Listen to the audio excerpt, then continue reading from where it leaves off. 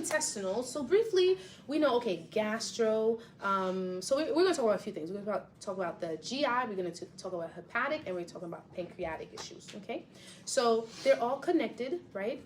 The most important thing, okay, when we think about it, right, we're like, okay, the person eats, it has to break down, small intestine, large intestine, anus, that kind of thing. Obviously, stomach first, right, all of that.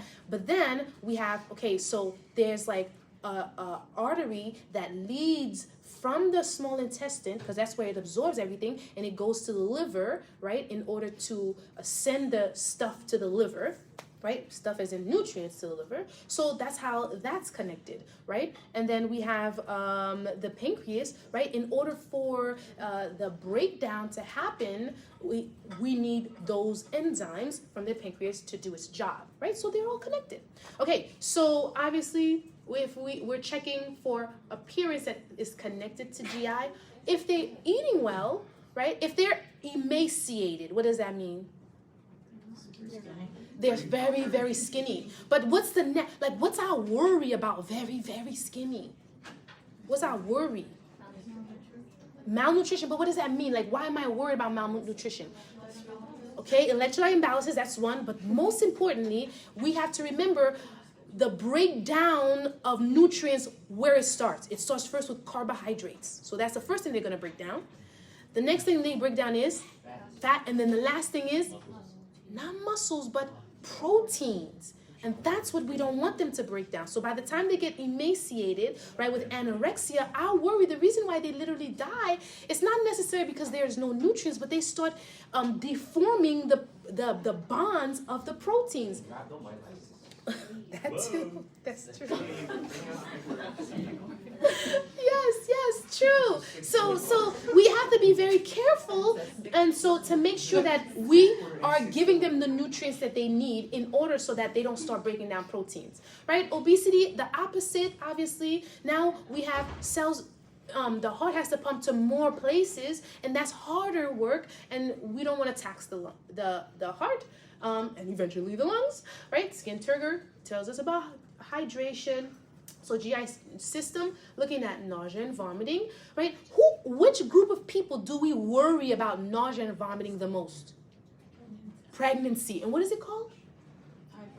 Hyperemesis. Yes, good job, great. And then so now pain. What do we say about pain? What does pain signal to us with GI?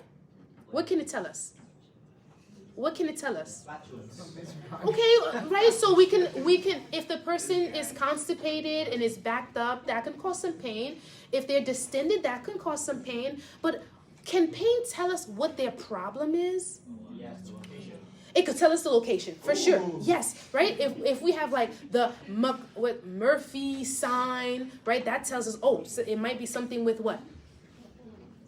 Murphy sign? The appendix, right? So different pains, if it radiates different places, right? If it's like, oh, right side, then it's what? Right side is which issue?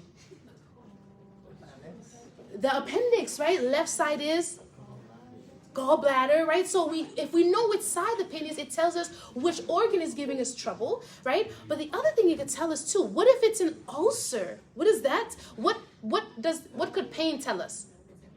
The timing of the pain matters, right? So we would say, does it hurt before you eat or after you eat? That will tell us what kind of ulcer it is, right?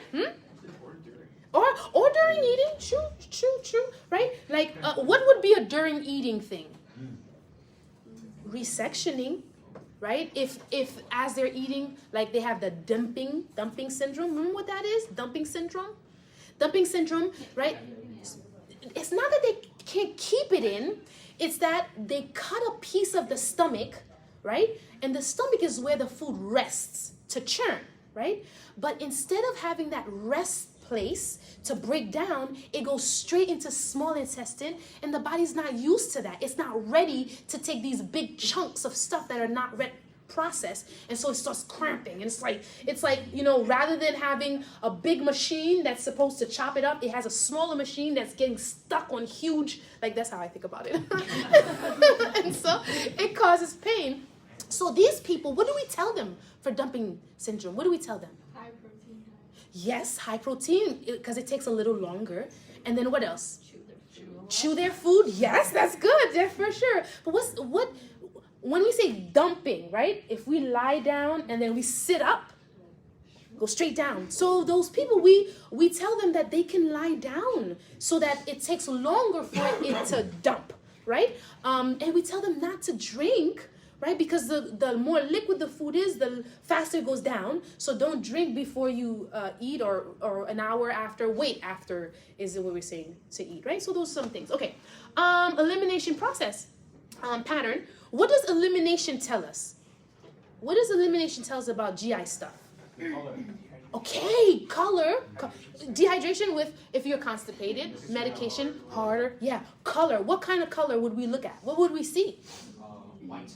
We could see white, frothy. What is it? Frothy they call it? No, it's not. It's I can't remember the word. It's not frothy. It's chalky, but there's a specific term they use. So what does it mean? What does it mean if it's white? Why are you asking me? Anyone. So it lacks what? If it's white, it lacks what? It lacks color. Right? It's because of the fat. Yes, it's because it lacks the color. So the bilirubin is not in there, and it has the fat is not being broken down properly as well. Right? So definitely. Okay. So that's I'll come up with the name. I'm sure it might be here somewhere. Which one? Steatorrhea. That's it. That's the one with the fat. Yes, and it's white. Definitely. That's the one. And it smells bad. That's true. Okay. What else can elimination tell us? So we said hydration with constipation. We said whether there's fat breakdown or not.